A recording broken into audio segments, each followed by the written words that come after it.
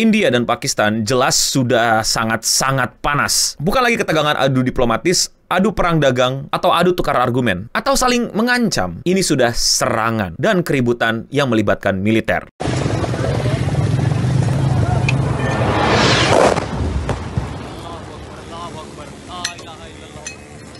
Dan kalau tereskalat dengan tidak baik, perang dunia pun bisa saja terjadi. I guess people knew something was going to happen based on a little bit of the past. They've been fighting for a long time, you know, they've been fighting for many, many decades and centuries actually, if you really think about it.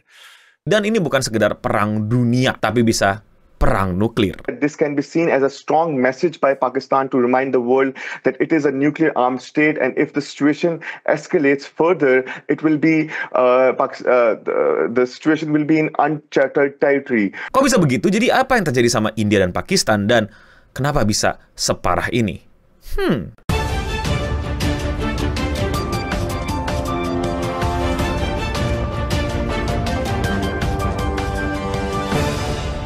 Di bulan April, India dan Pakistan kembali memanas karena ada sebuah insiden yang menjadi pemantik perselisihan antara mereka berdua untuk semakin panas. Tragedi penyerangan di Pahalgam, atau lebih tepatnya di wilayah Kashmir, yang memang dari dulu sudah menjadi rebutan India dan Pakistan. Jadi ada kelompok senjata yang diduga sebagai teror itu melakukan penyerangan ke para wisatawan di sana, dan korbannya majoriti adalah orang-orang India.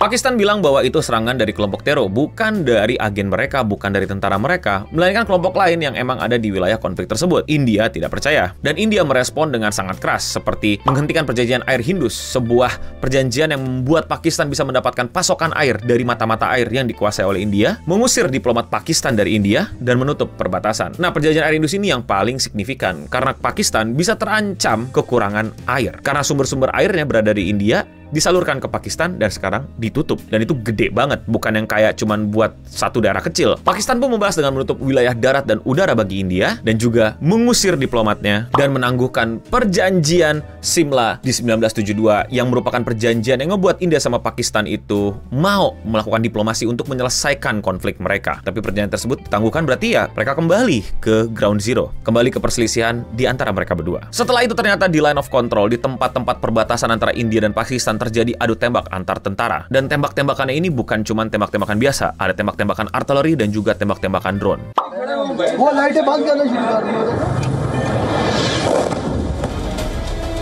Ini nuksan. Ini nomor.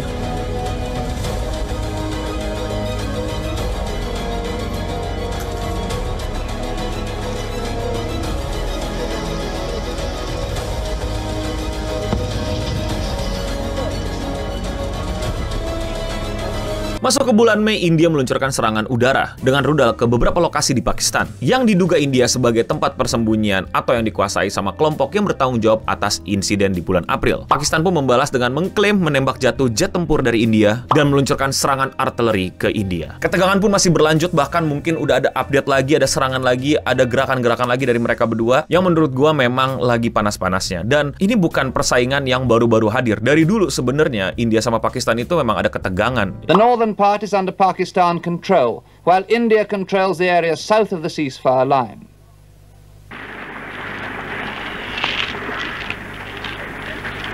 The Indian forces quickly gained general control of the situation, although the small force of guerrillas is still carrying out hit-and-run raids under the noses of the Indian troops. Yesterday, Indian forces killed 7 guerrillas in scattered clashes. They also made their biggest haul of arms yet. It included rockets, 20,000 rounds of ammunition, and machine guns. Dan ketegangannya ini bukan ketegangan yang cuman kayak saling gak suka, tapi beneran saling tegang. Dan ketegangan ini ternyata sudah tereskalasi sampai penyerangan-penyerangan yang udah dianggap sebagai aksi retaliation atau bahkan bisa terus ke pernyataan perang terbuka. Yang dimana kalau kita lihat sebenarnya sih udah gerakan-gerakan militer yang udah kita bisa pahami dengan mata kita sendiri dan common sense bahwa ini sudah sedikit bisa dibilang perang. Dan mungkin orang-orang kayak, oh ya udahlah India Pakistan dan lain-lain kayak ya udahlah gitu, kayak nggak penting gitu dan lain-lain. Kalian tahu nggak? kalau aksi ini, konflik ini, dan perseteruan ini terus berlanjut dan berlanjut dengan balas-balasan aksi militer, ini bisa menjadi pemicu Perang Dunia Ketiga. Kenapa bisa begitu? Gampang banget. Yang paling pertama adalah kita tahu bahwa India menjalin kerjasama yang cukup baik dengan Amerika. Well, you know, Prime Minister Modi was here just recently, and we've always been very good friends. Dan Pakistan menjalin kerjasama yang cukup baik dengan China. We affirmed Beijing's support. At the heart of this support is China's interest in Pakistan.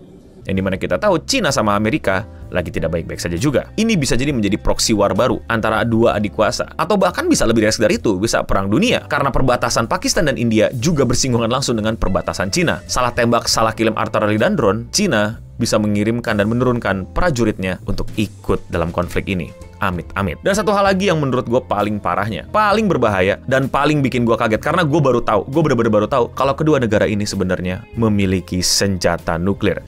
The main worry for the world and the region are the nuclear missiles aimed at each other. Pakistan has around 170 and India has 164. Yes, Pakistan dan India masing-masing memiliki sekitar 170 nuclear head yang siap ditembakkan kapan saja ke antara dua wilayah tersebut. Dan kita tahu kalau sudah mainan nuklir itu adalah zero sum game, alias nggak ada yang menang, dua-duanya kalah, dan wilayah yang diperebutkan Kashmir ya bakal rata dan kayak nggak ada lagi benefitnya untuk diambil. Orang kena radioaktif dan meledak semua, apalagi yang mau lu keruk sumber dayanya hancur. Jadi kira-kira itu yang sedang terjadi, krisis yang sedang terjadi, konflik yang bisa meneruskan ini ke Perang Dunia Ketiga. Serius, ini bukan yang kayak ancaman-ancaman biar rame, tapi nyatanya memang dikhawatirkan seperti itu. Dan dari kedua belah pihak sepertinya tidak ada niatan untuk tone down atau sedikit berdiplomasi atau apa. Aksi-aksi balasannya militer balas militer, militer dikirim, militer ditembakkan, bukan diplomat yang diajak ngobrol. Lah, orang diplomatnya diusir-usirin. Tapi kalau menurut kalian bagaimana? Komen di bawah. Tapi kalau udah kayak gini yang jadi korbannya siapa? Ya rakyat sipil. Mereka yang nggak mau berperang, mereka yang cuman lagi mau nyantai, lagi mau kerja, lagi mau berkeluarga, lagi mau main sama temennya, mesti menerima konsekuensi dari dua adult big guy yang tidak suka satu sama lain.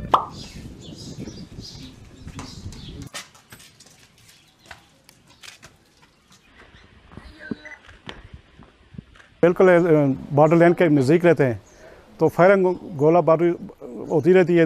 जिस तरह हमने वक्त गुजारा है गोलाबारी में, बहुत मुश्किल वक्त होता है, वो बहुत मुश्किल तरीन वक्त होता है। इसलिए हमने ये चाहते हैं कि हमारे बच्चे वो वक्त हमारे बच्चों पे ना। Benar-benar mengerikan dan jangan sampai terjadi di sekitar kita, dan semoga bisa ditemukan solusi yang terbaik untuk para sipil. Gue bukan ahli hubungan internasional, gue juga bukan orang yang ahli militer, jadi kalau kalian mau koreksi atau mau nambahin informasi, boleh banget. Kritik gue silakan di kolom komentar di bawah. Kalau kalian suka sama pembahasan internasional kayak gini dan kalian mau support gue, lakuin dengan sesimpel klik tombol subscribe. Dan ya, ini sangat-sangat hari yang buruk untuk menyampaikan informasi ini. Semoga hari kita tidak seburuk itu, dan semoga hari di sana juga bisa semakin baik dan ketegangan diturunkan dan terjadi solusi yang paling terbaik untuk para warga sipil. Dan ya, sekian seputar internet untuk episode kali ini. Gue Noboding pamit undur diri, dan untuk kita semua, stay clean and sound.